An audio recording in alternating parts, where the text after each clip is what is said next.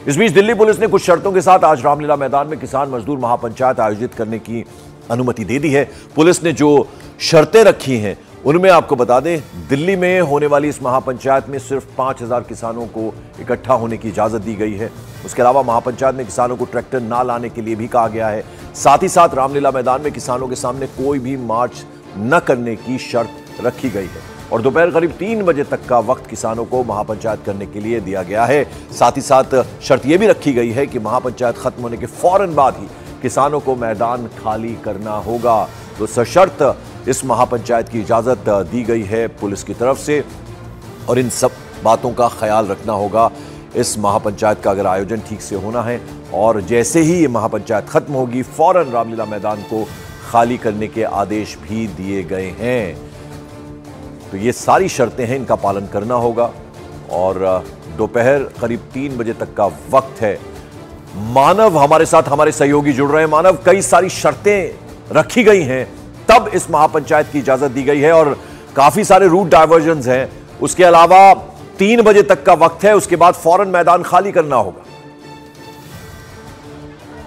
बिल्कुल पंकज, देखिए मेरी अभी यहाँ पर बातचीत हो रही थी। जोगेंद्र सिंह उग्राह बड़े किसान नेता हैं और उनसे भी मैंने ये सवाल पूछा कि दिल्ली पुलिस की तरफ से ये कहा गया है कि सिर्फ आपको जो संख्या है किसानों की वो 5000 रखनी है।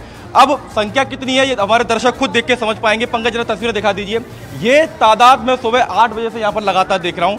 भारी संख्या में महिलाएं यहाँ पर पहुंची हैं, पुरुष तो साथ में है ही। और रामलीला मैदान के आसपास अगर आप दिल्ली घूमे हैं तो जितने भी रास्ते हैं वो सारे रास्ते बसेस से ब्लॉक हो चुके हैं। ट्रैफिक की व्यवस्था एक तरीके से लचर दिखाई दे रही है। से लगातार अनाउंसमेंट किया जा रहा है, लेकिन किसान नेताओं का यह कहना है कि संख्या को सीमित करना बड़ा मुश्किल हो जाता है क्योंकि इतनी बड़ी कॉल है। ऐसे में पुलिस एक दिन पहले ये कहे कि 5000 लोग ही रामलीला मैदान आए तो ये बहुत असंभव है। ये जोगेंद्र सिंह उग्राह का कहना है। हालांकि जो मांगे हैं किसान नेताओं की वो मांगे वही हैं, एमएसपी गारंटी कानून, लखीमपुर खीरी में जो हादसा हुआ उसके बाद से उन पीड़ितों को न्याय दिलाना, आरोपियों के खिलाफ कार्रवाई करना, तो वो तमाम मांगों को लेकर यहाँ पर पहुंचे हैं।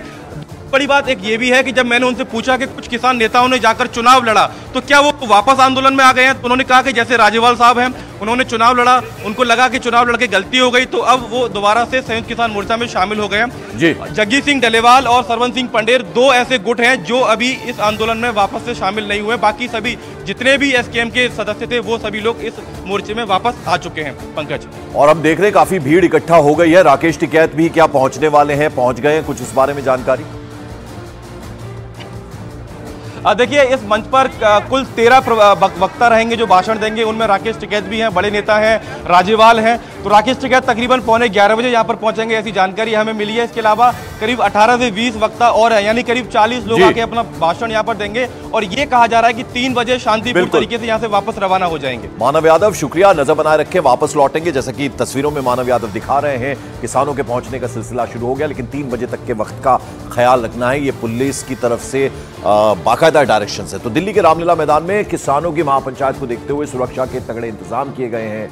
रामलीला मैदान के आसपास दिल्ली पुलिस के अलावा अर्धसैनिक बल की भी तैनाती की गई है और साथ ही साथ दिल्ली पुलिस के मुताबिक कानून व्यवस्था को बनाए रखने के पुख्ता इंतजाम कर दिए गए। कई जगह रूट डायवर्जन है और जो सड़कें हैं वहां पर जबरदस्त तरीके से इस वक्त पहरा है पुलिस का। एलैबोरेट अरेंजमेंट लगाया है to ensure that law and order is maintained.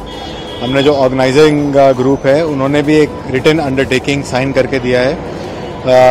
एक 23 पॉइंट अंडरटेकिंग उन्होंने साइन करके दिया है जिसमें कि काफ़ी सारे पॉइंट्स है related to maintaining law and order.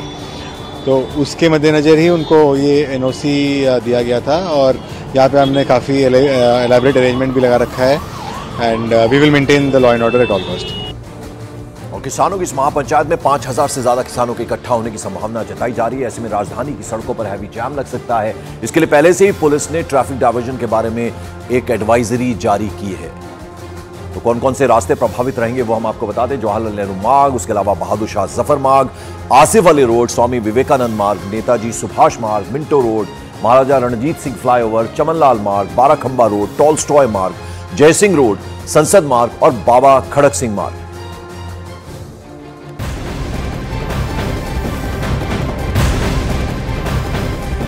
Morning prime में बड़ी खबर दिल्ली के गीता कॉलोनी से आ रही है। यहां एक इमारत में आग लगने से 4 लोगों की मौत हो गई है।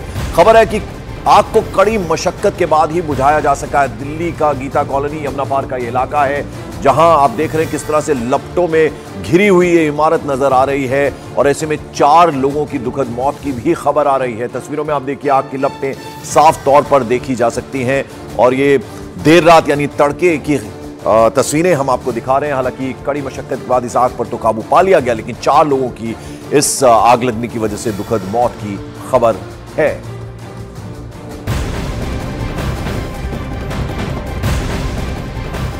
उधर दिल्ली के गाजीपुर से भी दिल दहला देने वाली तस्वीरें सामने आ रही हैं। गाजीपुर में बेकाबू कार ने 7 लोगों को रौंद दिया। सड़क हादसे में एक महिला की मौत भी हो गई, जबकि 6 लोग घायल हुए हैं, जिनका इलाज पास के हॉस्पिटल में हो रहा है। इलाके में गुस्साए लोगों ने कार में जबरदस्त तोड़फोड़ की, जबकि आरोपी ड्राइवर को पुलिस ने हिरासत में ले लिया और आगे की जांच जारी है। आप देखिए किस तरह से ये कार आई। अचानक से कुछ लोग वहां खरीदारी कर रहे थे और इस कार ने एकदम से आकर लोगों को वहां रौंद दिया। ये आप तस्वीरों में देखिए। और ड्राइवर जो है, आरोपी ड्राइवर, उसको पुलिस ने हिरासत में ले लिया। कार में जबरदस्त तोड़फोड़ की गई। पुलिस ने वहां पर हालांकि शांत करने की मामला कोशिश की। आरोपी ड्राइवर को हिरासत में ले लिया। एक महिला की मौत की खबर है, जबकि 6 के करीब लोग जो हैं वो घायल हुए हैं। भीषण सड़क हादसा हुआ है। गाजीपुर इलाके की ये तस्वीरें हम आपको दिखा रहे हैं। तकरीबन 9:30 पौने 10 के करीब एक Hyundai गाड़ी थी। मॉडल अभी कंफर्म नहीं हो पाया है, बट शायद Hyundai ऑरा था। वो गाड़ी ये बुद्ध बाजार में लोगों को टक्कर मारते हुए आगे बढ़ी। इसमें काफ़ी लोग इंजर्ड थे। पहले हमें खबर मिली थी कि 7 लोग हैं, जिनको हमने मौके से लाल बहादुर शास्त्री हॉस्पिटल भेजा था। अब शायद 3 और इंजर्ड निकले हैं। इनमें से एक ही क्रिटिकल है, इनकी डेथ हो चुकी है। बाकी सब माइनर इंजरीज। मैम जो एक्यूज है पकड़ा गया? अक्यूज्ड भी यहाँ पे मेडिकल ट्रीटमेंट करवा रहा है, वो पकड़ा गया है, पुलिस की हिरासत में। मेरी बात हुई है, उन्होंने बताया, मेरी पीड़ितों से बात हुई है जिनकी चोट लगी है। लगभग 10 से 15 लोग थे जिनकी चोट लगी है। 6 से 7 अभी अंदर थे जिनसे मेरी मुलाकात हुई है। किसी के पैर में फ्रैक्चर है, किसी के कान में चोट लगी है, सर में चोट लगी है। और मुझे भी बड़े दुख के साथ बताना पड़ रहा है कि एक 22 साल की युवती की भी इसमें मृत्यु हो गई है। एक बहुत तेज़ रफ्तार कार ने जो कहर बरपाया है, मुझे लगता है इन तेज़ रफ्तार कारों के ऊपर ब्रेक लगना चाहिए कहीं ना कहीं। और ये कानून व्यवस्था भी लेफ्टिनेंट गवर्नर साहब को मैं कहता हूँ कि वो कहीं ना कहीं तेज़ रफ्तार कारों पर ब्रेक लगाने का काम करें, इस पे इसको इंश्योर करें। लेकिन ये बहुत दुखद घटना है जिस तरह से हमारे मेरा फेस 3 के अंदर घटना हुई है।